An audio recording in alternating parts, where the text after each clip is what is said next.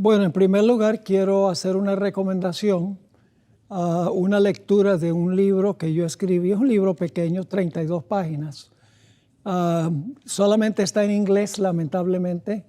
Así que el que está viendo el programa necesita aprender inglés o necesitamos conseguir un traductor del panfleto. Se titula The Truth About the Number 666, la verdad en cuanto al número 666. Ahí trato todos los asuntos relacionados históricos, teológicos, bíblicos, sobre el significado de este nombre y por qué lo aplicamos a la bestia de Apocalipsis 13. Tal vez lo que deberíamos hacer es primero identificar a la bestia, porque es el número de la bestia. Quiero comenzar leyendo del libro de Isaías, el capítulo 46, y los versículos 9 y 10. Isaías 46, 9 y 10. Estos versículos nos dicen por qué es que Dios es el Dios verdadero. ¿Qué distingue al Dios verdadero de todos los pretendientes, los que dicen ser pero no son? Dice aquí Dios: acordaos de las cosas pasadas desde los tiempos antiguos, porque yo soy Dios y no hay otro Dios, y nada hay semejante a mí. ¿Por qué? Versículo 10. Que anuncio lo por venir desde el principio, y desde la antigüedad lo que aún no era hecho. Que digo, mi consejo permanecerá y haré todo lo que quiero. Ahora, otro texto que necesitamos leer es Amós 3:7, un texto muy bien conocido. Porque no hará nada Jehová el Señor sin que revele su secreto a sus siervos los profetas. Ahora, basado en estos dos textos, Isaías 46, 9 y 10 y Amós 3:7, podemos alcanzar 4 conclusiones. 1. Dios conoce el fin desde el principio. Dios conoce cabalmente el futuro desde un pasado en el cual Él vive. En segundo lugar, siendo que Dios conoce el fin desde el principio, es capaz de anunciar de antemano lo que va a pasar en el futuro. Porque si Dios conoce lo que va a ocurrir, Dios es capaz de revelar lo que va a ocurrir en el futuro. Número 3, Dios no es un observador pasivo de lo que ocurre en la historia. Dios está activamente involucrando, dirigiendo los eventos para alcanzar el fin que Él mismo ha establecido. Por eso dice, haré todo lo que quiero, dice en Isaías 46 y el versículo 10. Y 4, Dios no mantiene en secreto sus planes para el futuro, sino que revela a sus siervos los profetas lo que va a ocurrir en el futuro. De estos dos pasajes podemos sustraer estas conclusiones. En esta serie de 2 temas vamos a estudiar una profecía que se ha cumplido parcialmente, pero no todavía en su plenitud. Y vamos a ver que Dios tiene el poder no solo de anunciar lo que va a suceder en el futuro, sino de intervenir para que toda la historia ocurra como Él ha dicho que va a ocurrir.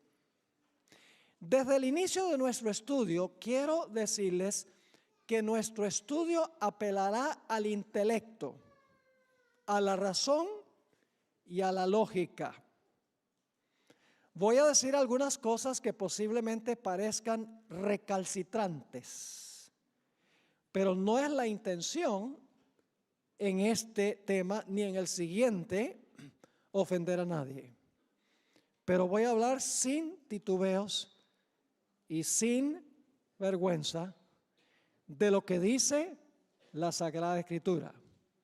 Así que no se enojen conmigo, enójense con la Biblia. Porque lo que vamos a sustraer está en la Sagrada Escritura. No se enojen con la Biblia. Pero si van a estar disgustados, pues echen la culpa a Dios, porque Dios fue el que reveló estas cosas. Ahora, el enfoque central de lo que nosotros vamos a estudiar es identificar al anticristo de la Biblia. Y cómo el anticristo será vencido por Cristo Jesús. Así que al comenzar queremos formular 3 preguntas. Primero, ¿quién es el anticristo que menciona la Biblia? Segundo, ¿en cuál etapa de la historia se levanta este poder que se conoce como el anticristo? ¿Cuándo? Y finalmente, ¿qué características o cualidades tendrá el anticristo y cómo se comportará? Son las 3 preguntas que queremos contestar. ¿Quién es? ¿En cuál etapa de la historia se levanta? ¿Y qué cualidades o características tiene el anticristo? Ahora, a través de la historia,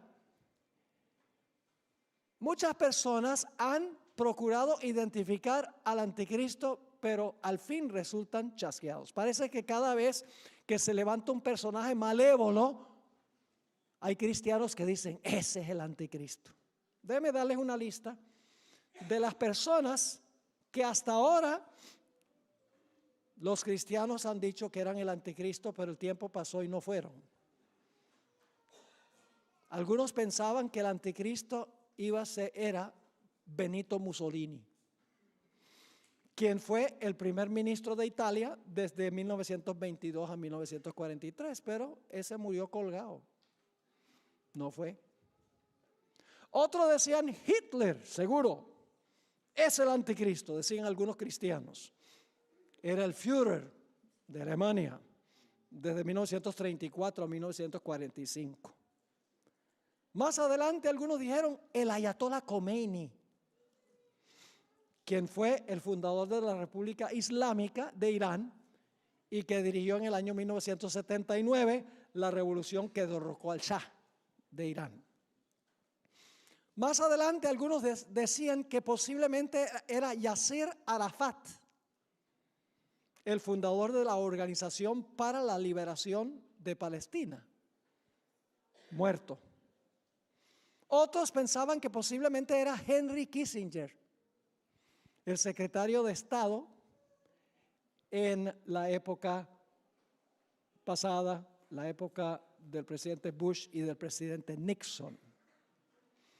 Otros identificaron a Saddam Hussein. Tengo un libro completo escrito por un cristiano donde dice Saddam Hussein, mientras estaba vivo, es el anticristo de la Biblia. Más recientemente vi un video a donde por 2 horas el que preparó el video dice el anticristo es Barack Obama. Y aún más recientemente leí un artículo donde el autor dice el anticristo es Donald Trump. ¿Acaso tenemos que adivinar quién es el anticristo? ¿Acaso que cada vez aparece un personaje malévolo? Ese es el anticristo. Esa no es la forma de estudiar la Biblia. Hay que estudiar la Biblia con disciplina. El concepto que tiene la mayoría de los cristianos conservadores, los evangélicos, los carismáticos hoy, es que el anticristo va a ser un personaje bien malo que se va a levantar después del rapto de la iglesia. Va a reconstruir el templo de Jerusalén. Se va a sentar en el templo, haciéndose parecer Dios. Va a construir una estatua bien grande, una imagen, y va a mandar a todos a adorar a esa imagen. Y le va a poner a la gente un tatuaje en la frente o en la mano. Y todos los cristianos miran allá al Medio Oriente y dicen, hay que estar mirando allá, porque allá va a aparecer el anticristo.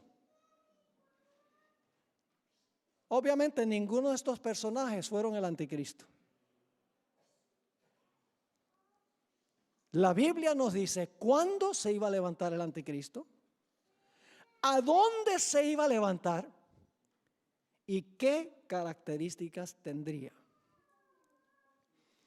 En esta presentación, al igual que la siguiente, haremos un estudio disciplinado, sistemático, cuidadoso, contextual.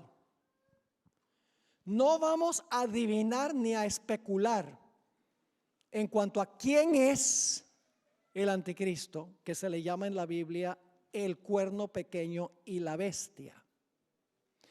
Sencillamente lo que vamos a hacer es trazar la gran cadena profética. Y viendo la secuencia en la cadena sabremos exactamente cuándo y dónde se levantó el anticristo, porque ya está presente en el mundo, y cuáles son sus características. Elena White, en el libro La Educación, página 161, escribió lo siguiente: la historia que el gran yo soy ha trazado en su palabra, al unir los eslabones de la cadena profética desde la eternidad pasada hasta la eternidad futura, nos dice dónde estamos hoy en el transcurso de los siglos y qué es lo que se puede esperar del futuro. Todo lo que la profecía anunció que sucedería hasta el presente ha sido registrado en las páginas de la historia, y podemos estar seguros de que todo lo que falta se cumplirá en su orden. La gran cadena profética comienza en los días cuando escribió el profeta, y los eventos se cumplen en sucesión continuada sin interrupción hasta el establecimiento del reino eterno de Cristo Jesús. Ahora, permítanme decirles algo sobre la interpretación de los símbolos de la Biblia. El libro de Daniel, específicamente el capítulo 7 que vamos a estudiar esta noche, usa muchos símbolos. Los símbolos no se pueden tomar literalmente. El símbolo literal representa una realidad mayor. Es representativo de algo. Ahora, ¿cómo determinamos nosotros el significado de un símbolo? Bueno, en primer lugar, a veces el mismo pasaje que uno está estudiando da el significado del símbolo. Les doy un ejemplo. En Apocalipsis 17 dice que hay una ramera que está sentada sobre muchas aguas. En el versículo 15 explica qué representan las aguas. Las aguas representan ¿qué cosa? Muchedumbres, naciones, lenguas y pueblos. Es decir, el mismo capítulo explica qué son las aguas. Pero cuando no se explica en el contexto el significado de un símbolo, vamos a otras partes de la Biblia que usan el mismo símbolo para entender lo que el símbolo significa. La Biblia es su propio intérprete. Así que la profecía que vamos a estudiar matemáticamente es la profecía de Daniel 7. Así que vayan conmigo a Daniel 7 y vamos a leer los versículos 1 y 2. En el primer año de Belsasar, rey de Babilonia, tuvo Daniel un sueño y visiones de su cabeza mientras estaba en su lecho. Luego escribió el sueño y relató lo principal del asunto. Daniel dijo: miraba yo en mi visión de noche, y he aquí que los 4 vientos del cielo combatían en el gran mar. Así que pueden imaginarse esto: los vientos están soplando en el gran mar. Más o menos las olas agitadas como las que pegaron aquí en Barcelona hace poco tiempo. que es algo que no se había visto nunca, ¿verdad? O por lo menos en años recientes no se había visto eso. Así que imagínense los vientos agitando el mar. Ahora, ¿qué representan vientos y mar? No lo dice Daniel 7. Así que hay que ir a otros versículos de la Biblia que explican lo que representa el mar. Vayan conmigo a Isaías 17 y el versículo 12. Isaías 17, 12. Dice, hay multitud de muchos pueblos que harán ruido como qué, como estruendo del mar. ¿Qué representa el estruendo del mar? Muchos pueblos. Y luego dice, y murmullo de naciones que harán alboroto como bramido de qué, de muchas aguas. Entonces, ¿qué representa las aguas del mar agitadas que hacen estruendo? Representan naciones, como dice esto, o muchos pueblos que están en son de guerra, en son de conquista, una nación peleando con otra nación. Es decir, lo que va a ver Daniel en este sueño es una serie de naciones que están luchando por la supremacía del mundo. Vamos al versículo 3 de Daniel 7. Dice, y 4 bestias grandes, diferentes la una de la otra, subían del mar. Así que quiero que se imaginen 4 bestias que suben del mar, una después de otra. Es decir, todas las 4 no suben al mismo tiempo. Sube una, luego sube la otra, luego sube la otra, etc. Ahora, ¿recuerdan la profecía que estudiamos de Daniel el capítulo 2 anoche? ¿Cuántos metales tenía la imagen? La imagen tenía 4 metales. Cabeza de oro, pecho y brazo de plata, vientre de bronce, piernas de hierro y luego los pies. Tenía una mezcla de hierro y barro. ¿Y cuántos dedos? 10 dedos de los pies con una mezcla de hierro y barro. Y luego la roca pega en los pies de la imagen, desmenuza todo y se convierte en un monte que es el reino eterno de Cristo Jesús.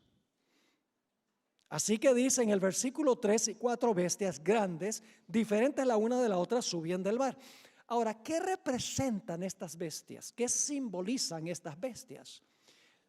No tenemos que adivinar porque el mismo capítulo 7 explica qué representan las bestias. Noten el versículo 17 de Daniel 7. Aquí está la explicación de lo que representan las bestias. Dice, estas 4 grandes bestias son ¿qué cosa? 4 reyes que se levantarán de la tierra. Ahora, cuando dice 4 reyes, en realidad en Daniel hay un intercambio entre la palabra reyes y reinos, son intercambiables. ¿Cómo sabemos eso?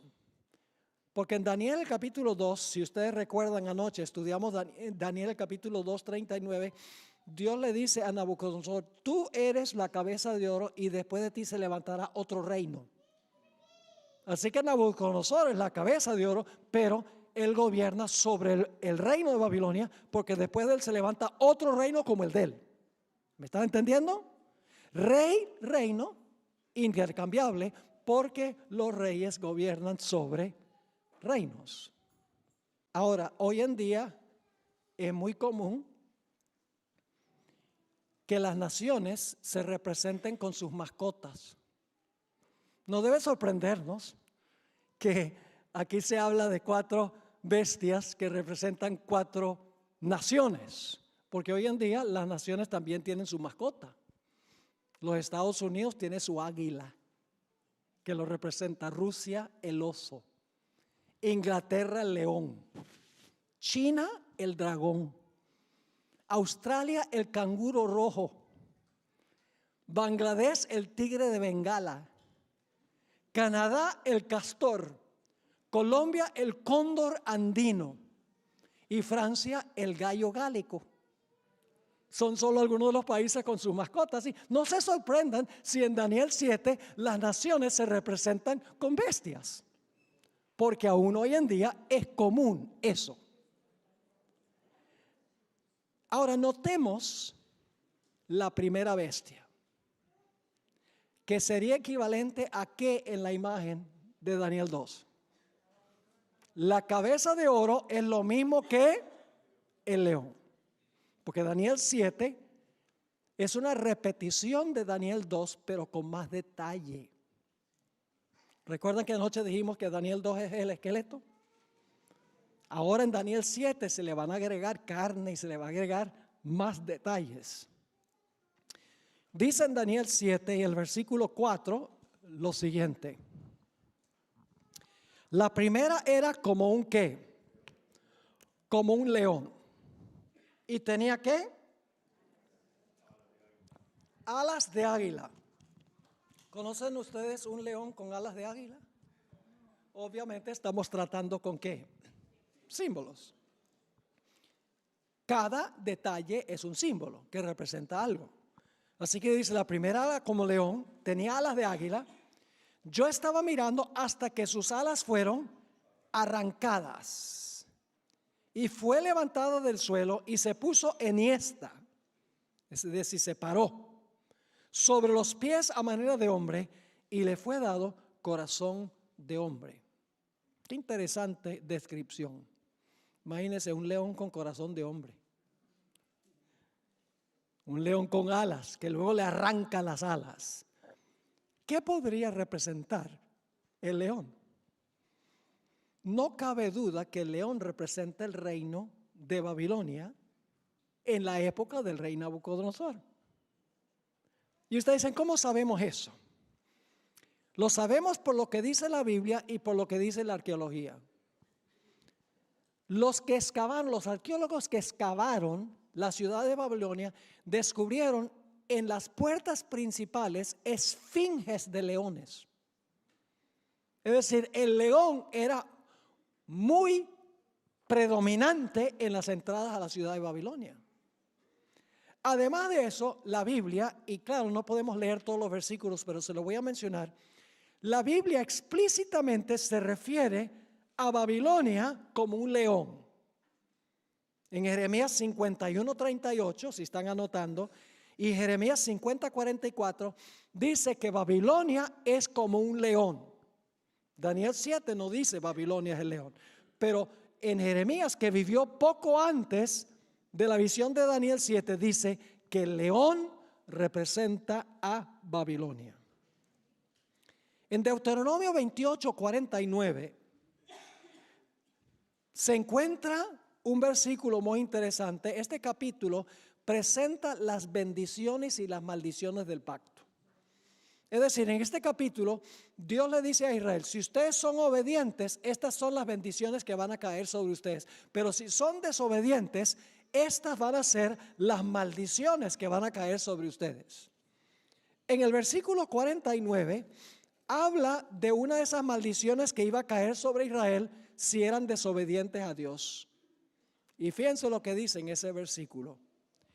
Jehová traerá contra ti, es decir, contra Israel, una nación de ¿qué? De lejos, del extremo de la tierra. Esto está hablando de Babilonia. ¿Y qué dice? Que vuele como ¿qué? Que vuele como águila, nación cuya lengua no entiendas. Es decir, que la arqueología y la Biblia nos dice que Babilonia es representado como el león y Babilonia se presenta con alas de águila en otros textos. Así que sabemos que el primer reino es el mismo reino de la cabeza de la imagen. Representa a Babilonia. La cadena profética comienza con ¿qué reino? Con Babilonia, que gobernaba en los días de Daniel. Tenemos un punto de comienzo. ¿Cuándo comienza la cadena? Y luego los eventos proféticos ocurren uno tras otro en la secuencia de la historia, sin paréntesis y sin interrupciones. Ahora, ¿qué significa que las alas le son arrancadas. Vamos a encontrar en unos momentos que las alas en la Biblia representan rapidez de conquista. Es decir, este es un león que vuela, es un león que es rápido en la conquista. ¿Qué significa el hecho de que se le arrancan las alas y el corazón que tiene el león, corazón de león, ahora lo que se le da es un corazón de hombre? Pues si se le arrancan las alas, dice, significa que va a dejar de ¿qué? Va a dejar de conquistar. ¿Han oído ustedes hablar alguna vez de Ricardo Corazón de León, rey de Inglaterra? ¿Por qué se le llama Ricardo Corazón de León? Porque era un hombre muy ¿qué? Muy valiente. Pero imagínense un león con corazón de hombre. ¿Cuánta valentía tiene? Es decir, Babilonia iba a menguar su poder y finalmente iba a caer. Y ahora venimos a la segunda bestia, representado por la plata en el vientre no en el vientre, sino en el pecho y los brazos de la imagen de Daniel 2. Vamos al versículo 5. Y he aquí otra segunda bestia, semejante a un oso, la cual se alzaba de un lado más que del otro. Es decir, un oso turuleto, un oso chueco. No sé si usan esa palabra, son palabras de la Real Academia Española. Así que dice, he aquí otra segunda bestia, semejante a un oso, la cual se alzaba de un lado más que del otro. Es decir, el oso está más alto en un lado que en el otro. Y tenía en su boca 3 costillas entre los dientes. ¿Qué acababa de hacer? Había devorado. ¿Qué cosa? Al leoncito. El oso le ganó al león. Sigue diciendo, y le fue dicho así, levántate, devora mucha carne. ¿Qué representa el oso? No tenemos que adivinar, porque cuando miramos el capítulo 8, que no tenemos tiempo de leer el capítulo 8, solamente le voy a describir. En Daniel el capítulo 8 habla de un carnero. El carnero tenía 2 cuernos. Uno de los cuernos era más alto que el otro.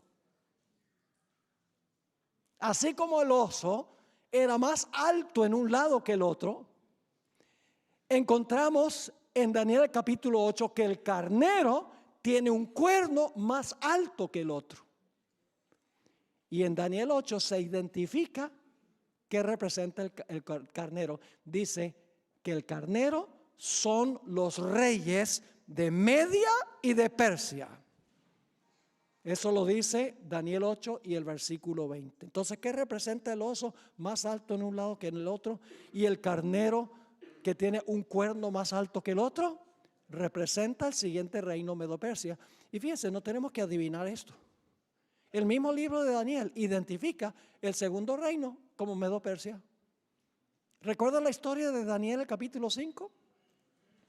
Cuando Belsasar estaba haciendo su fiesta de celebración, apareció una mano escribiendo sobre la pared, Mene, Mene, Tekel, Uparsin. El reino es quitado de ti, Belsasar, el último rey de Babilonia, y es dado ¿a quiénes? A los medos y a los persas. El mismo libro de Daniel identifica cuál es el segundo reino, Medo-Persia. Ahora, dicho sea de paso, Babilonia gobernó desde el año 605 a.C. hasta el año 539 a.C. Recuerden que antes de Cristo los años van para abajo. Después de Cristo suben. Medo-Persia gobernó desde el año 539 hasta el año 331 antes de Cristo. Ahora, ¿qué representan las 3 costillas en la boca del león? Cuando miramos la historia, Babilonia fue derrotada cuando Medo-Persia conquistó a 3 provincias en particular.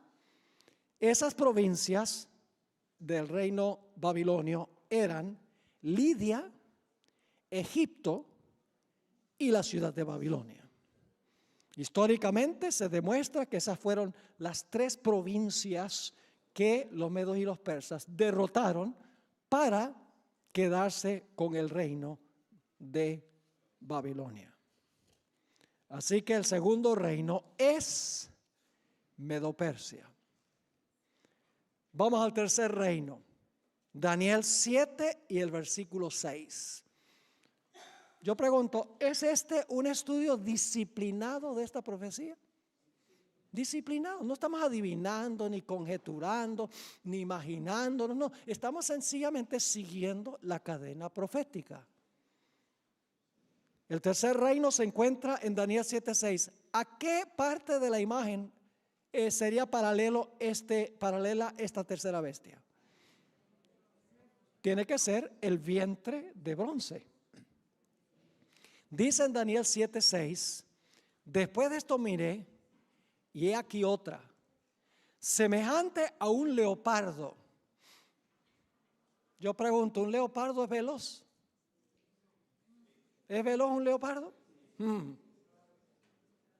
Pero fíjense, no solo es veloz, sino con 4 alas de ave en sus espaldas. No solo es un leopardo veloz, sino que tiene 4 alas. Una bestia súper veloz para la conquista.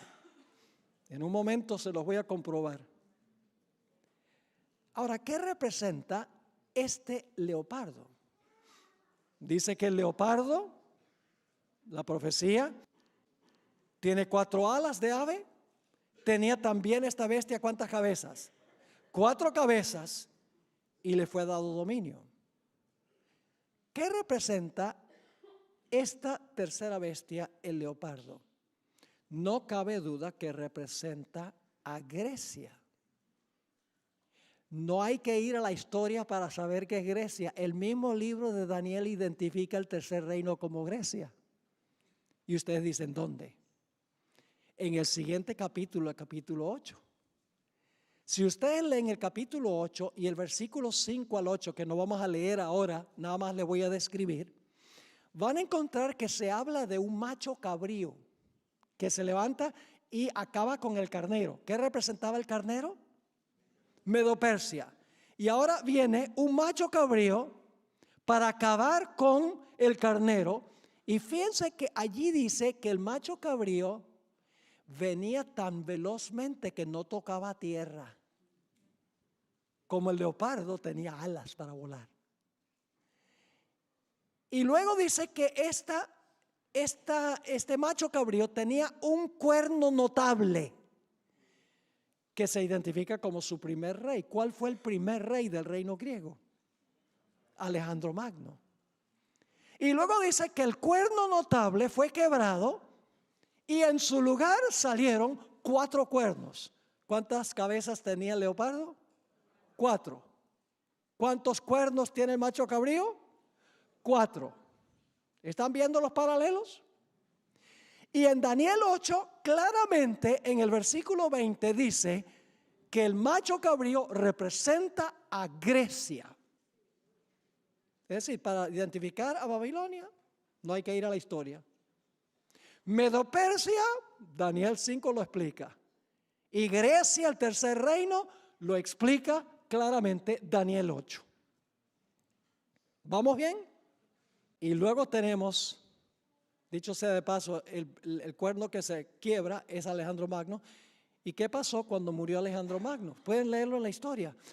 Como él no tenía sucesor, él no tenía familiar a quien entregarle el reino, su reino fue dividido en 4 partes. La historia indica claramente eso, exactamente como dice la profecía de la Biblia. Pero ahora hay una cuarta bestia, un dragón. Ahora no se le llama dragón, pero la descripción es de un dragón. Es una bestia espantosa y terrible, y tiene dientes de Hierro. ¿De qué eran las piernas? ¿Y qué clase de dientes tiene este dragón? De hierro. Vamos a leer Daniel 7 y el versículo 7. Después de esto miraba yo en las visiones de la noche, y he aquí la cuarta bestia, espantosa y terrible, y en gran manera fuerte, la cual tenía unos dientes grandes de hierro, piernas de hierro, dientes de hierro. Devoraba y desmenuzaba, y las sobras hollaba con sus pies. Y era muy diferente de todas las bestias que vi antes de ella, y tenía 10 cuernos. 10 dedos, 10 cuernos. ¿Vamos bien o no? ¿Es paralelo Daniel 7 a Daniel 2? Todos los detalles indican que Daniel 7 está añadiendo detalles.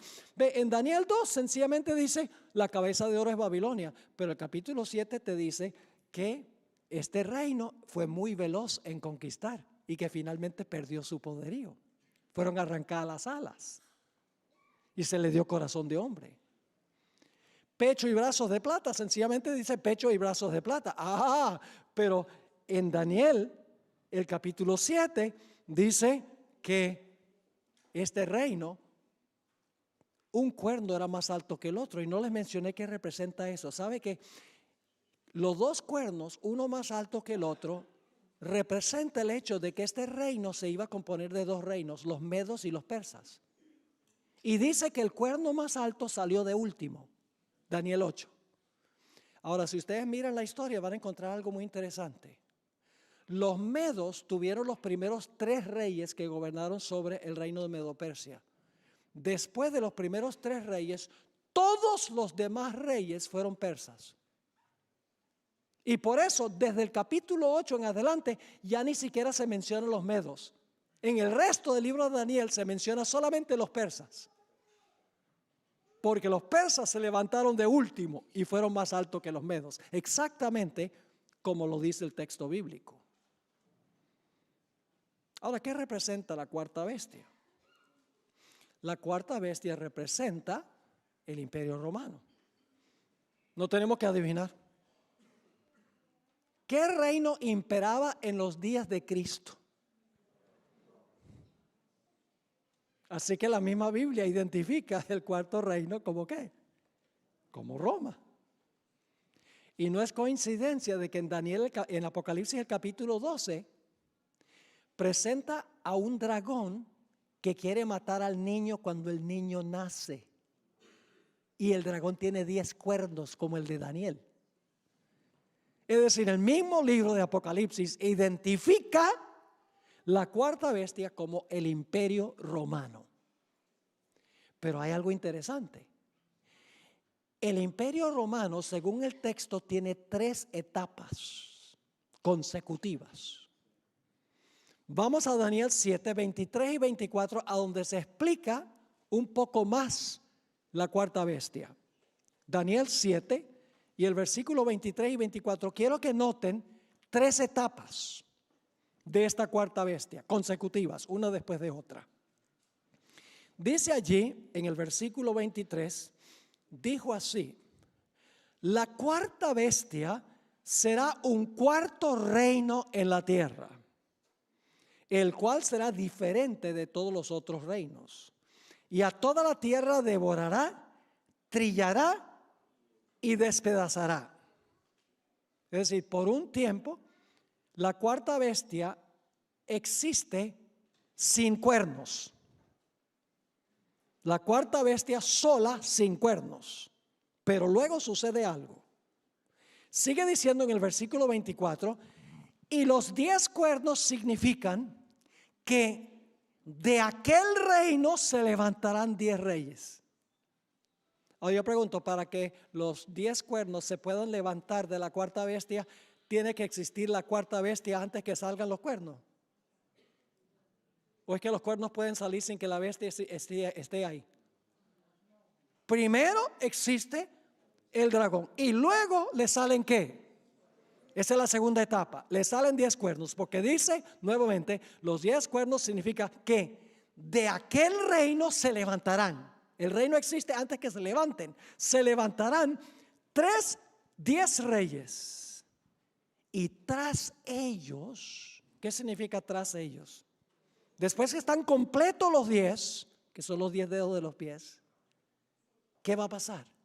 Tras ellos se levantará otro, el cual será diferente de los primeros, y a 3 reyes derribará.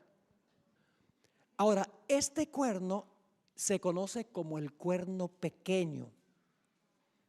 Pero escuchen bien, cuando comenzó era pequeño, pero luego creció hasta el punto de dominar sobre los otros cuernos. Lo vamos a encontrar. Quiero decirle, todos los eruditos, adventistas y no adventistas, creen que el cuerno pequeño es el anticristo. Ahora, hay diferencias en cuanto a quién es el anticristo, a dónde se va a levantar y cuándo se va a levantar.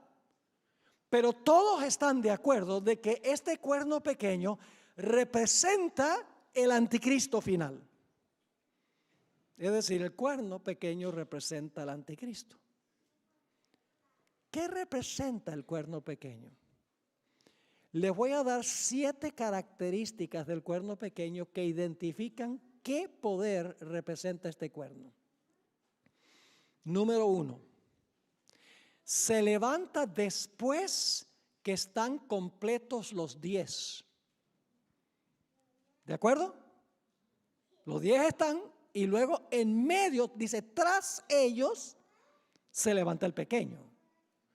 La primera característica es, se levanta después que están completos los 10 cuernos. Ahora, ¿qué representan los 10 cuernos? Representan las divisiones de lo que hoy es Europa. Cada nación con su cultura, cada nación con su idioma, cada nación con sus costumbres. Europa es el resultado de las invasiones bárbaras. Francia fue establecido por los francos, Inglaterra por los anglosajones, los alemanes por los alemani, los visigodos, ¿dónde? ¿Dónde? ¿Los visigodos? España, muy bien. Se demoraron ustedes en contestar eso. Los visigodos de España. Es decir, las naciones de Europa hoy son el fruto de la división del Imperio Romano, que en esa época se dividió en 10 reinos.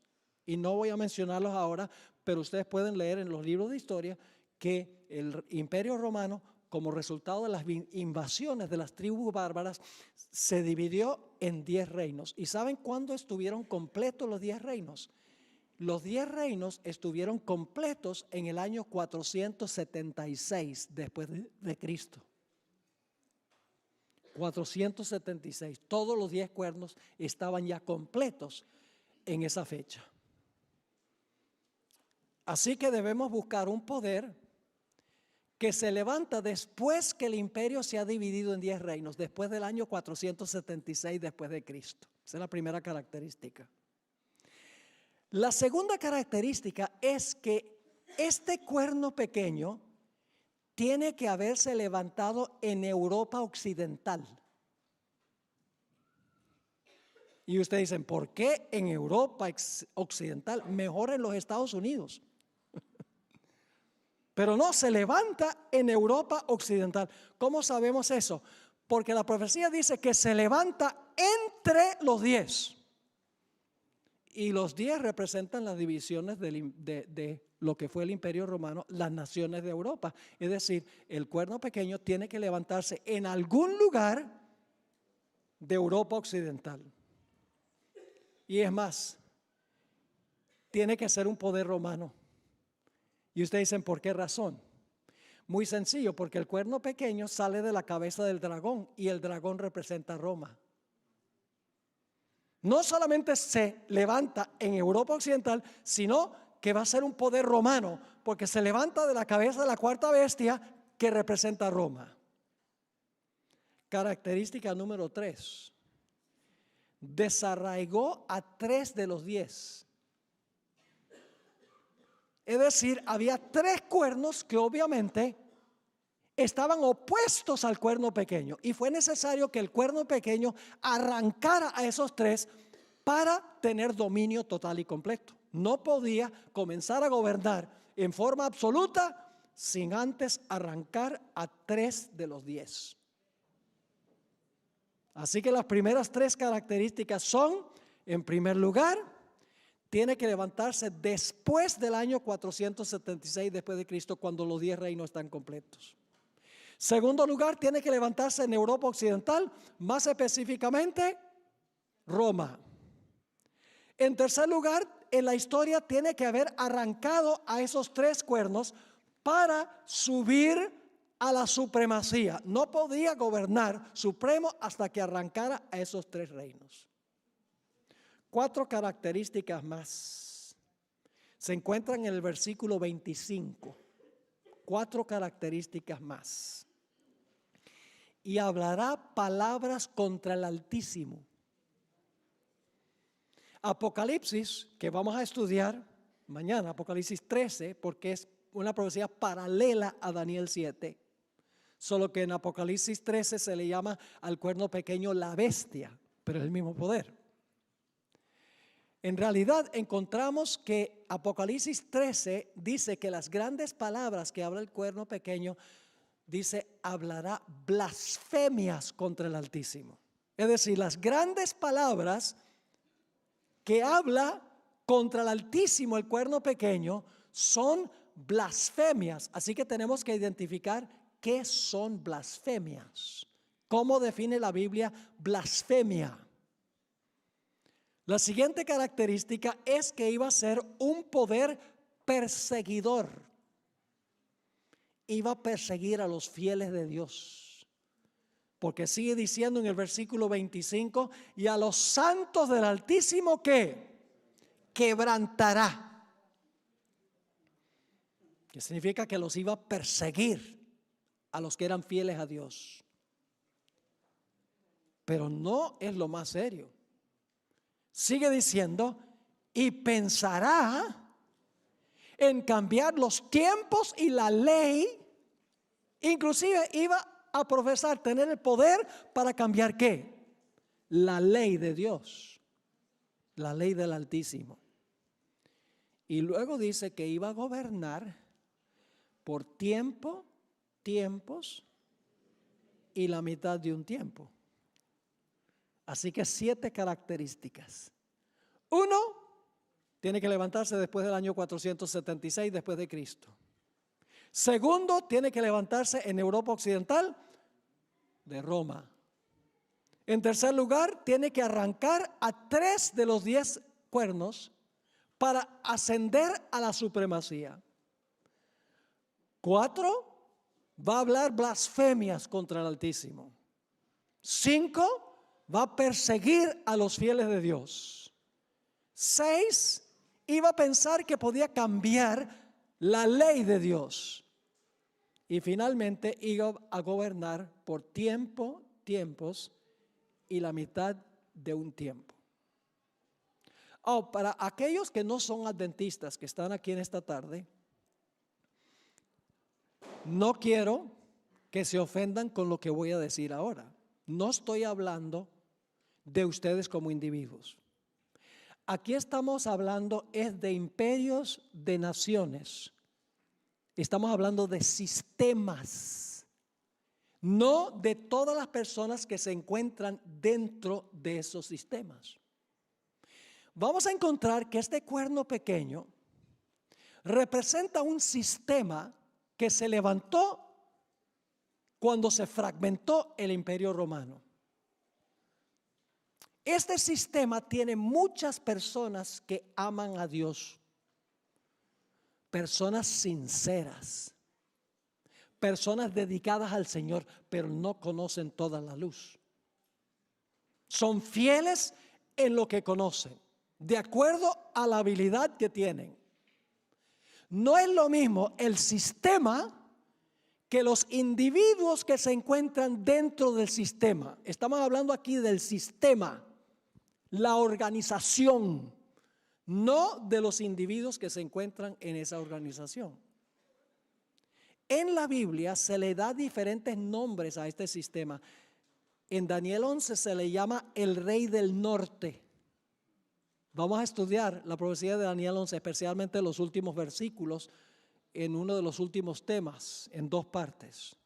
Apocalipsis 17 se refiere a este sistema como la ramera.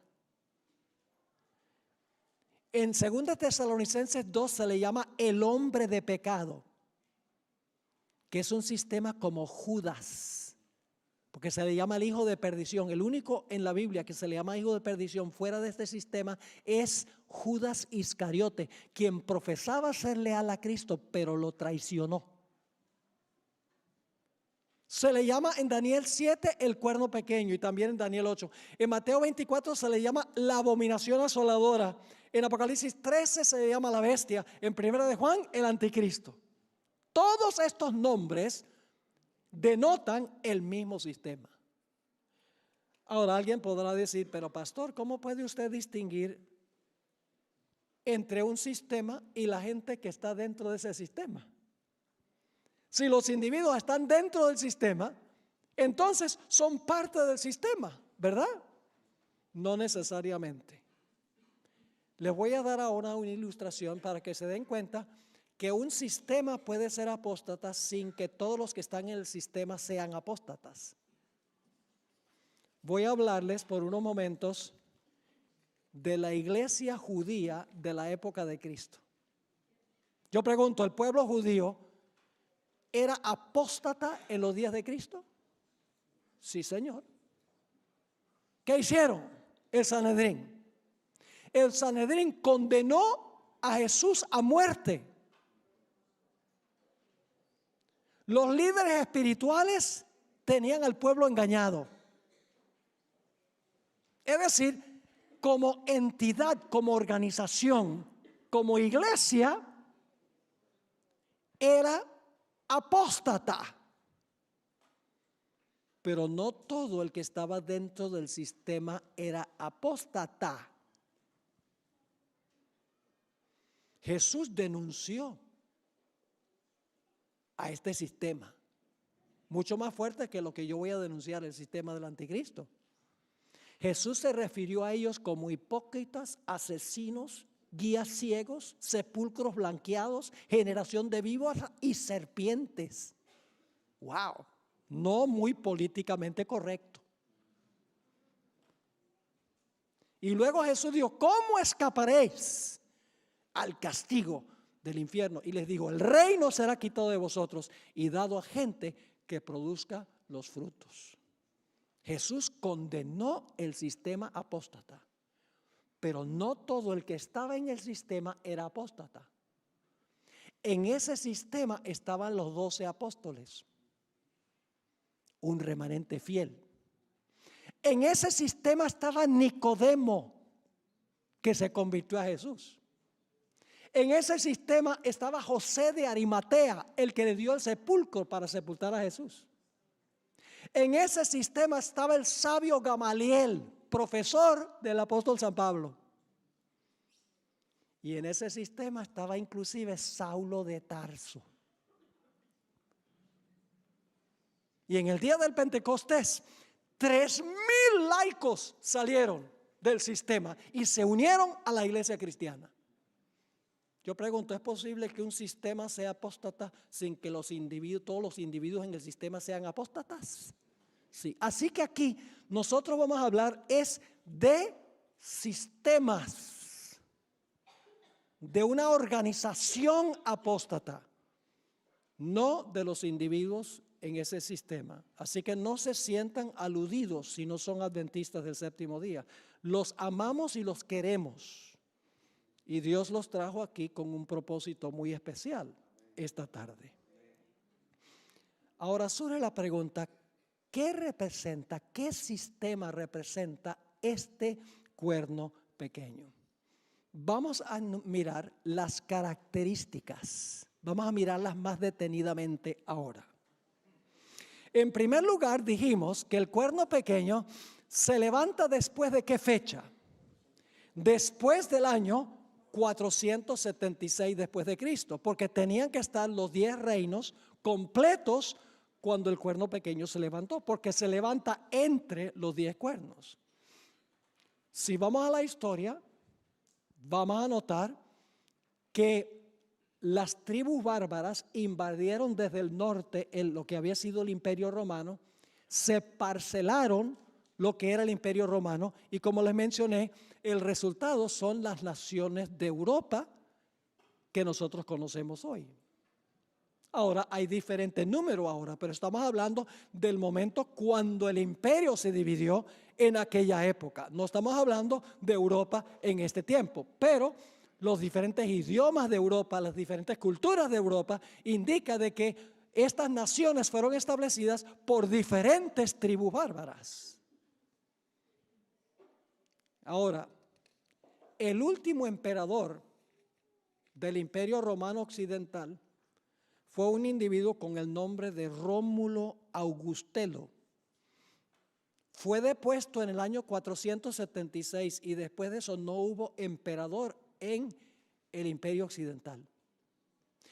Los historiadores nos dicen que lo que fue el Imperio Romano estaba en una situación desastrosa en el año 476. Todo desmoronado, violencia, guerras. Y las naciones bárbaras buscaron a alguien que pudiera poner ley y orden. Y yo puedo leerles citas de autores católicos donde ellos dicen esto. Como todo estaba en desorden, ellos apelaron al Papa, que en ese tiempo se conocía como el obispo de Roma, y les dijo, no solamente debes gobernar sobre la iglesia, sino que también debes poner orden en la esfera civil. Y ahí comenzó el gobierno de iglesia y estado del papado. ¿Recuerdan los pies de la imagen? ¿Cuántos dedos? 10. Después están completos los pies con 10 dedos y el hierro está ahí porque es una continuación del hierro en las piernas. Se le añade ¿qué cosa? Se le añade barro. ¿Y qué representa el barro según estudiamos? Representa la iglesia. ¿Y qué representa el hierro? El poder civil. Iba a unirse la iglesia con el Estado. Y en Daniel 7, entre los 10 cuernos, se levanta un cuerno pequeño que claramente es religioso, pero gobierna sobre los cuernos que son reinos civiles. Así que el papado sí se levantó. Ese es el sistema que profetiza esta profecía de Daniel 7. El papado se levantó después del año 476. Característica número 2. ¿Está Roma en el Imperio Occidental? ¿Está Roma en Europa Occidental? Sí. ¿Específicamente Roma? Yo pregunto, ¿el cuerno pequeño tiene que ser romano? ¿Por qué? Porque el cuerno pequeño sale de la cabeza del dragón y el dragón es Roma. Ahora, hablemos sobre el papado un momento. ¿Cuál es el nombre del papado? Iglesia Católica Apostólica Romana. ¿Cuál es su localidad geográfica? Roma. ¿Cuál es su idioma? Latín, el idioma del Imperio Romano. ¿Qué números usa? Pueden ver los monumentos en el Vaticano, números romanos. ¿Cómo es la arquitectura? Romana. ¿De dónde adquirió su religión? Ojalá tuviera tiempo de hablar de eso. Su religión la obtuvo de los paganos. Específicamente el día del sol. Constantino era un pagano que adoraba el invencible sol. Y así penetró la observancia del día del sol a la iglesia cristiana a través del papado. Y alguno podrá decir, porque la Biblia enseña que al final de la historia va a haber una ley dominical de que todos tienen que guardar el domingo como día de reposo. El día que el papado estableció y que los protestantes han adoptado también de su madre, de la madre que estableció el domingo como día de reposo. Y algunos dicen, pero pastor, no es lo mismo adorar al sol, como hacía Constantino, que adorar en el día del sol. Y mi respuesta es que en principio son lo mismo. Y le voy a explicar por qué. ¿Quién creó el sol? Dios. ¿Lo creó para la adoración? ¿Qué sucede si usted lo convierte en un objeto de adoración? ¿Cómo se llama eso? Idolatría. ¿Quién creó el primer día de la semana? Dios. ¿Lo creó como día de adoración? No. ¿Qué sucede si usted lo hace un día de adoración? Idolatría. No importa que sea un objeto o un día que el hombre establece para la adoración, el principio es el mismo. El domingo entró del paganismo al papado y a través del papado al protestantismo. ¿Saben ustedes que la organización de la Iglesia Católica es la organización del Imperio Romano, pero con diferente nomenclatura? Quiero leerles una cita que viene de un jesuita, Malachi Martin, en su libro El declive y la caída de la Iglesia Romana, página 105. Escuchen lo que él dice sobre lo que pasó cuando cayó el imperio y surgió la Iglesia Romana. Y él es católico. Dice, en 3 siglos, la Iglesia Romana había transformado la organización administrativa del Imperio Romano, convirtiéndolo en un sistema eclesiástico. ¿Qué sucedió en 300 años? 3 siglos. La Iglesia Romana había transformado la organización administrativa del Imperio Romano, convirtiéndolo en un sistema eclesiástico de obispados, diócesis, monasterios, colonias, guarniciones, escuelas, bibliotecas, centros administrativos, embajadores, representantes, tribunales de justicia y un sistema de leyes detallado. Todo esto estaba bajo el control directo del Papa, de un católico que está escribiendo. Ahora escuchen esto. Su palacio romano, el Letrán, llegó a ser el nuevo Senado. Los nuevos senadores eran los cardenales. Los obispos que vivían en Roma y los sacerdotes y diáconos ayudaban al Papa a administrar este nuevo imperio. Solamente le cambiaron los nombres. En otra cita de otro historiador, Adolf Harnack, ¿qué es el cristianismo? Página 269 y 70, escribió: la Iglesia romana solapadamente tomó el lugar del Imperio Romano mundial y en verdad es su continuación. Interesante. ¿Qué está diciendo? La Iglesia romana solapadamente tomó el lugar del Imperio Romano mundial y en verdad es su continuación. El imperio no ha perecido, sino que se ha realizado una transformación. Es una creación política tan imponente como un imperio mundial, pues es la continuación del Imperio Romano. ¿Están entendiendo lo que está diciendo? ¿Cómo se llama el líder de la Iglesia Romana? El sumo pontífice. ¿Saben cómo se le llamaba al emperador? Pontifex Maximus. El Papa adoptó el nombre directamente que se le atribuía al emperador romano, Pontifex Maximus. Permítame leerles esta cita, escrita por James Conroy. Es una cita escrita por un autor católico. Los católicos admiten esto. Dicen, la Iglesia Romana es una continuación del Imperio Romano, solo que ahora es una iglesia unida con el poder civil. Y ellos no tratan de esconderlo. Pero al decir estas cosas, están incriminando a la iglesia, de acuerdo a lo que dice la profecía. Dice lo siguiente: ahora que el poder temporal de los pontífices romanos es asunto del pasado, y el líder de la iglesia bajo el alto cielo se ve obligado a depender por su mantenimiento de la generosidad de sus hijos espirituales en todo el mundo, y ahora que un usurpador ocupa el trono sobre el cual gobernó el Papa por 1000 años, mientras que su legítimo dueño se halla prisionero en su propia ciudad, sería de interés desde muchos puntos de vista que comparemos cómo eran la gente y la ciudad de Roma antes de 1870 y lo que son hoy. Ahora, necesito explicarles algo sobre el año 1870. En 1870, ¿hay alguien aquí que es italiano? No tenemos ningún italiano ni italiana. Hasta el año 1870, Italia se componía de un montón de pequeños países. No era una nación unida.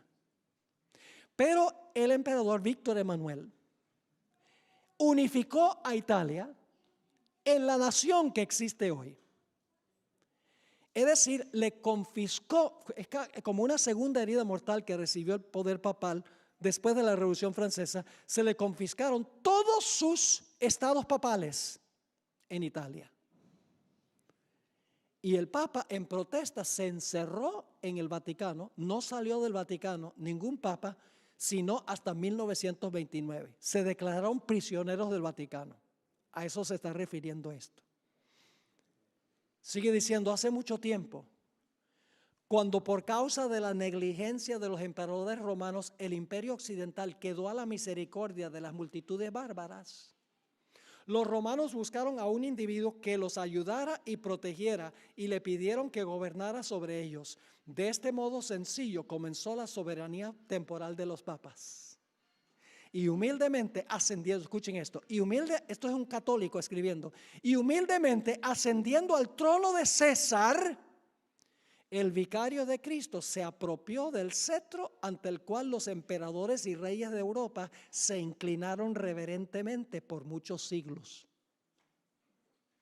Lo hicieron por respeto a la dignidad de su cargo y también porque era el único mediador que ellos reconocían en medio de sus interminables guerras. Tengo muchísimas citas. Tengo decenas de citas que ustedes pueden conseguir en nuestra página web, donde escritores católicos dicen, sí, en ese tiempo las tribus bárbaras le pidieron al Papa que pusiera orden en el imperio. Así que la segunda característica también le cuadra al papado. Se levantó en Europa Occidental, más específicamente en Roma. Todas sus características son romanas. Continúa en forma dividida como iglesia y Estado lo que antes había sido el imperio romano. La tercera característica es que el cuerno pequeño iba a arrancar a 3 de los cuernos. La historia es muy interesante. Resulta que de los 10 reinos que existían en Europa, había 3 que eran rebeldes a la autoridad del obispo de Roma. Los érulos, los vándalos y los ostrogodos.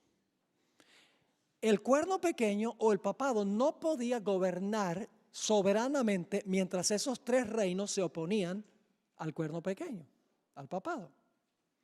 Así que el papa influyó sobre el emperador para que el emperador Justiniano se lanzara en contra de los érulos.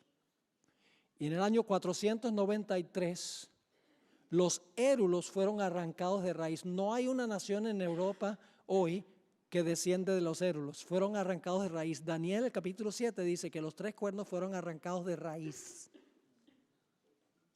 Pero luego quedaban todavía los vándalos. Pero en el año 534, el general Belisario, general de las tropas de Justiniano, fue y derrotó a los vándalos. Y hoy en día no hay ninguna nación que descienda de los vándalos. Fueron arrancados de raíz.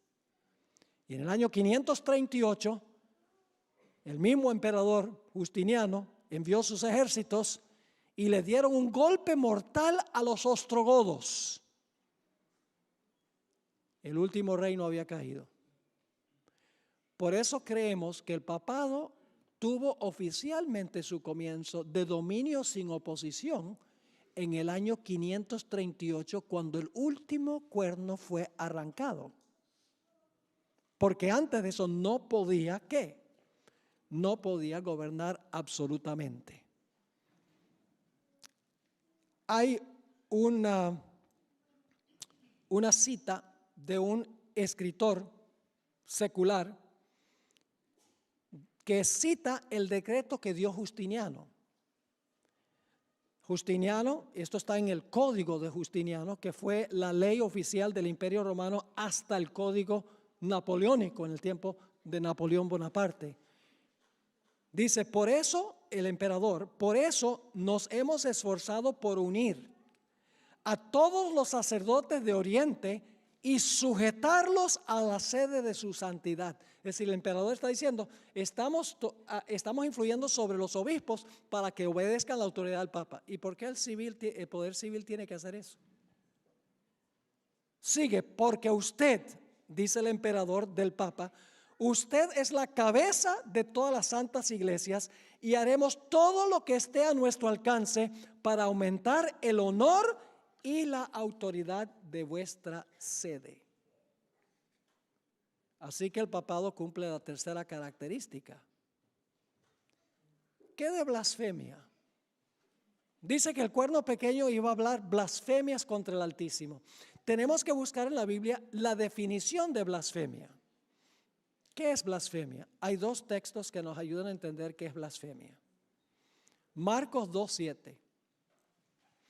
El Señor Jesucristo le dijo a un paralítico, tus pecados te son ¿qué? Tus pecados te son perdonados. ¿Tenía Jesús derecho de perdonar pecados? Sí, él sí. Pero los fariseos pensaban que él tenía derecho de perdonar pecados. No. Cuando Jesús dice tus pecados son perdonados, ¿qué dijeron los líderes judíos? Este habla blasfemia. ¿Quién puede perdonar pecados sino Dios? El papado profesa tener autoridad para perdonar pecados. Lo único que tienen que hacer es ir a cualquier catedral y van a encontrar el confesionario, donde la gente va a confesar sus pecados, al sacerdote, a un sacerdote humano. ¿A quién debemos confesarle nuestros pecados? Solamente a Jesús. Y Jesús nos representa ante Dios. Pero el cuerno pequeño dice que iba a hablar blasfemias. Una definición de blasfemia es decir que un mero hombre tiene el poder de perdonar pecados. Hay otra cita, Juan 10 y el versículo 33. Juan 10 y el versículo 30 al 33, donde nos dice algo más en cuanto a lo que significa blasfemia. Dice allí, Jesús declara unas palabras revolucionarias. Dice, yo y el Padre uno somos. Los judíos no les gustó eso. Entonces los judíos volvieron a tomar piedras para apedrearle. Jesús les respondió, muchas buenas obras os he mostrado de mi Padre, ¿por cuál de ellas me apedreáis? Le respondieron los judíos diciendo, por buena obra no te apedreamos, sino por la blasfemia, porque tú siendo hombre te haces Dios. Jesús profesaba ser representante de Dios en la tierra y lo era. Pero los judíos no pensaban que era. Es decir, profesar ser Dios en la tierra sin serlo en verdad es ¿qué? Blasfemia. Yo pregunto, a través de la historia, tal vez no tanto con Francisco ahora, ojalá yo tuviera tiempo de hablarles de Francisco, pero déjenme decirles, nosotros tenemos a 4 personas que van a venir de nuestro ministerio acá el lunes. Hemos traído algunos materiales. Uno de esos materiales es un dispositivo que tiene 8 temas que prediqué en diciembre sobre la estrategia de los jesuitas para tomar dominio del papado y los reyes de la tierra. Es una serie muy interesante que vamos a tener disponible. Hoy en día el Papa Francisco no dice yo soy Dios en la tierra, porque vivimos en una sociedad sofisticada. Pero nosotros no tenemos que comprobar que hoy en día el papado profesa que el Papa es Dios en la tierra. Solamente tenemos que hacerlo durante el periodo en que el papado gobernó. Porque esta profecía está hablando del periodo pasado que gobernó el papado. Y ustedes saben que a través de la historia pasada, los papas profesaban ser el vicario de Dios en la tierra, que significa el que ocupa el lugar de Dios en la tierra. Es interesante que el Papa Francisco, tal vez algunos de ustedes recuerdan esto, el Papa Francisco, desde diciembre 8 del 2015 a noviembre 20 del 2016, lo proclamó el año de la misericordia. Y dijo que los que pagaran cierta penitencia se les iban a perdonar sus pecados, inclusive a las mujeres que han abortado bebés. Es decir, el Papa dando absolución del pecado. Eso es lo que la Biblia define como blasfemia. Dice también, característica número 5, que este sistema iba a perseguir a los santos del Altísimo. ¿Persiguió el papado durante su periodo de apogeo a los fieles de Dios? Sí, Señor. ¿Han oído hablar del santo oficio de la Inquisición? ¿Sí? ¿Han escuchado españoles? Aquí donde tuvo el origen. ¿A quiénes perseguían? A judíos, musulmanes y herejes. Los quemaban en la hoguera. Los torturaban. En un momento les voy a mencionar algo más sobre eso. Juan Pablo II escribió un documento donde pedía perdón por todas las persecuciones que el papado ha lanzado en contra de la gente. Francisco I hizo un viaje a Torre Pellice, en el Piamonte, en Italia, y allá se reunió con los valdenses que fueron salvajemente perseguidos y les pidió perdón por todas las persecuciones que el papado había lanzado en contra de los valdenses, admitiendo que en verdad la iglesia apóstata persiguió a los que no estaban de acuerdo con ella. Hubo un español con el nombre de Juan Antonio Llorente, que trabajó en la Inquisición, escribió varios tomos español. Todavía se pueden conseguir esos tomos, donde él describe en detalle todo lo que hizo la Inquisición en España. Es una historia lóbrega y triste. En América Latina, la Inquisición funcionó en 3 países: en Colombia, en México y en Perú. Hace varios años tuve la oportunidad de visitar la ciudad de Lima, Perú. Y un lugar que siempre había querido visitar era el Palacio de la Inquisición. Yo sé que aquí hay varios peruanos porque me lo han dicho. En la entrada, ahora me dicen que ahora como que han eliminado eso, pero todavía estaba allí cuando yo fui 2 veces, en realidad visité el Palacio de la Inquisición. Cuando uno entraba, encontraba un mural grande ilustrando un auto de fe en la Plaza de Armas, donde estaban procesando, quemando en la hoguera a herejes. Luego, la guía nos llevó a la Cámara de las Torturas, donde mostraron todos los implementos que usaba la Inquisición para torturar a los que no estaban de acuerdo con la iglesia. Los cuerpos de los herejes fueron azotados, flagelados, ahogados, incinerados, sofocados, desmembrados, dislocados, estirados, descoyuntados. Si quieren conocer un poco más sobre esto, busquen en Google Inquisición Lima. Yo pregunto, ¿esta característica le cuadra al poder papal? ¿Persiguió a los fieles de Dios Sí, señor. ¿El papado profesa haber cambiado la ley de Dios? Sí, señor. Permítame leerles una cita de una enciclopedia católica que se llama Prompta Biblioteca. Yo tengo, este es un comentario de la Iglesia Católica de mucha reputación, tiene 10 volúmenes. Yo tengo los 10 volúmenes, alguien me los regaló, aunque es bastante antiguo. En el artículo, Papa dice lo siguiente en cuanto al significado de la palabra Papa.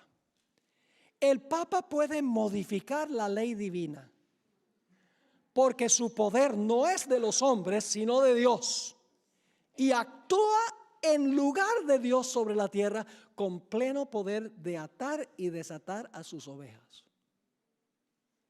El Papa dice, tiene el poder de modificar la ley divina. Ahora, aquí está lo interesante.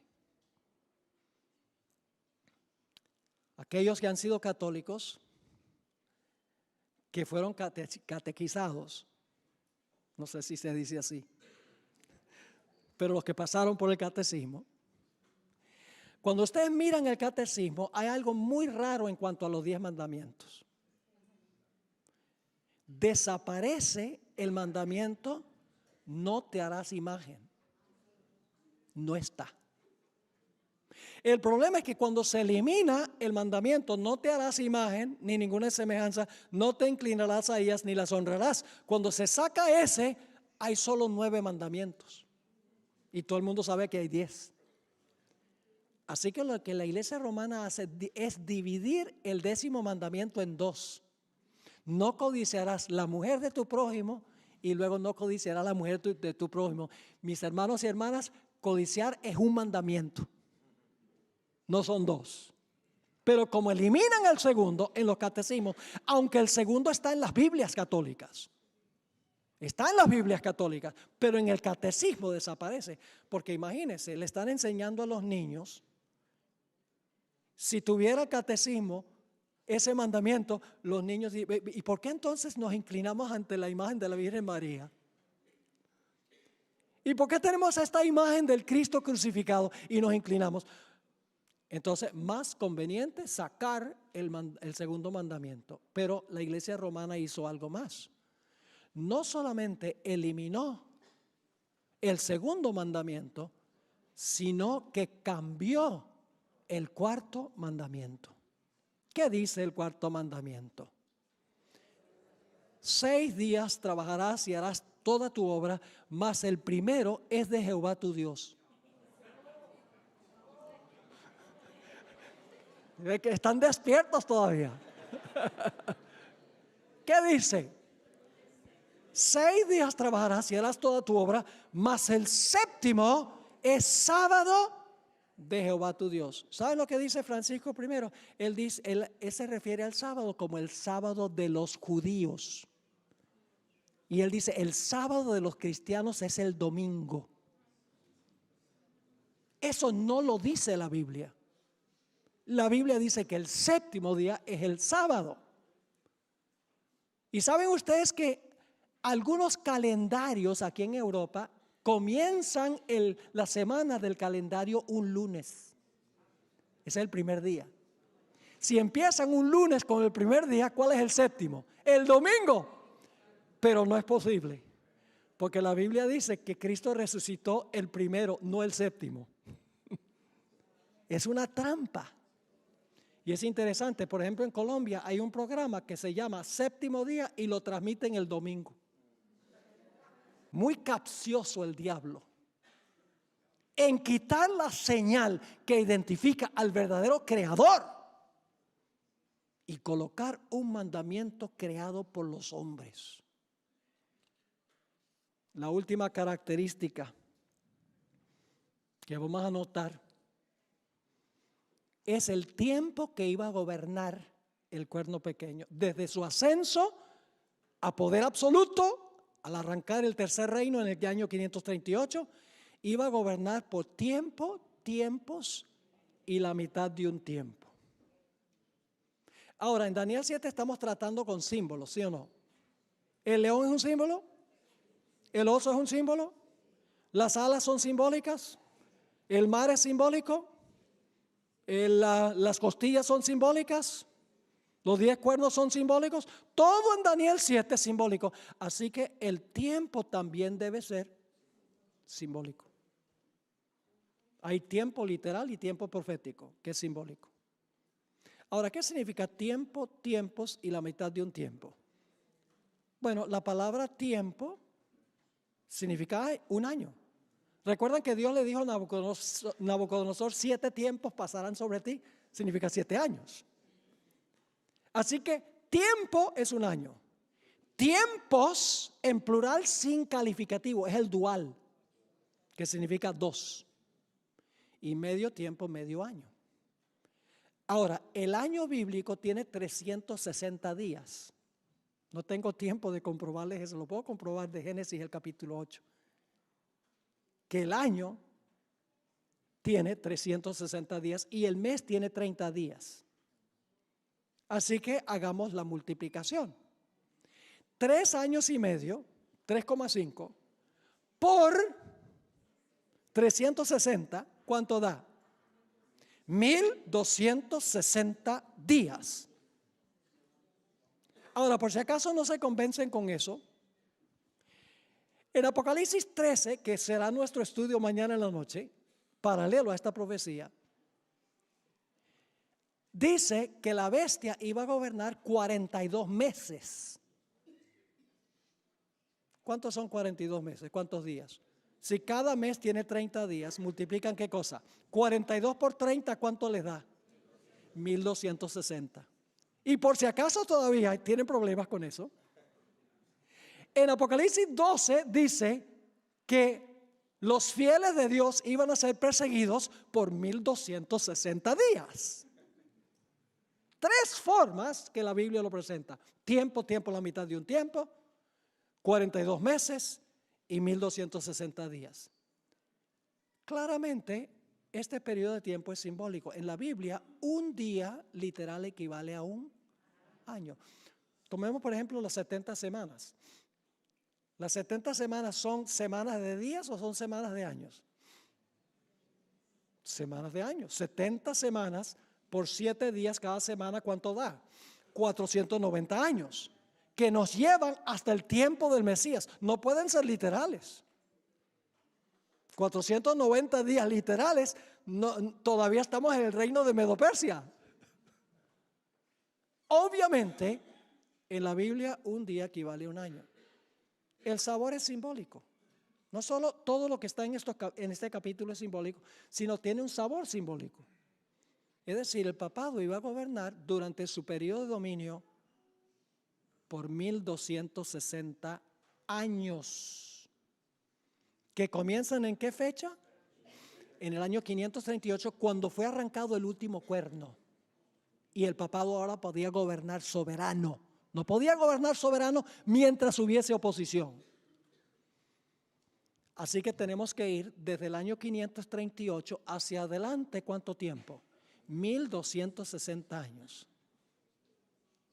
¿Y a qué fecha nos lleva el final de 1260 años? 1798. Tiene que haber ocurrido algo monumental en el año 1798. ¿Qué sucedió? El general Berthier, general de las tropas de Napoleón Bonaparte, entró al Vaticano. Más específicamente, entró a la Capilla Sistina. El Papa estaba celebrando el aniversario de su coronación como Papa. Fue bajado de su trono, le quitaron el cetro, le quitaron la tiara, la triple corona de la cabeza y le dijeron: tu dominio ha terminado. Y el Papa fue llevado cautivo, fue a varias ciudades y finalmente murió en la ciudad de Valence, en Francia, en 1799. Francia le retiró el poder civil al poder romano. Y después de esto, nación tras nación en Europa hizo lo mismo. y se formaron los gobiernos democráticos del mundo occidental. Ahora termino con esto. Hay una cuarta etapa de este poder. No se menciona en Daniel 7. Daniel 7 nos lleva nada más hasta el año 1798, el fin de los 1260 años. Pero en Apocalipsis 13:3 dice que la bestia, que es lo mismo que el cuerno pequeño, esto lo estudiamos mañana en la noche, la bestia, dice, recibió una herida mortal. ¿En qué fecha? 1798, pero su herida mortal fue. Hoy estamos viendo el sanamiento de la herida del poder papal, inmiscuyéndose con los gobiernos civiles del mundo, este papa ecuménico, especialmente tratando el tema del cambio climático, que es una pasión de los gobernantes del mundo, al igual que de Francisco I. La pobreza, la inmigración, todos estos asuntos son los tópicos de conversación del Papa y de los gobernantes del mundo. El Papa quiere echarse al bolsillo los gobernantes para usar el poder civil para hacer lo que el papado hizo con el poder civil durante el periodo de su dominio. ¿Les quedó claro lo que estudiamos esta noche? Matemático, nada de especulación. La cadena profética, vamos a repasarla: Babilonia, Medo-Persia, Grecia, el Imperio Romano. Se divide el Imperio Romano en 10 reinos. Sale un cuerno pequeño, arranca 3 y llega a gobernar sobre todos 1260 años. Dice que tiene poder para perdonar pecados. Dice que tiene el representante de Dios en la tierra. Persigue a los que no están de acuerdo con ella. Se levanta en Roma, es un poder romano. Gobierna por 1260 años. Todas las características caben con un solo poder, y es el papado romano.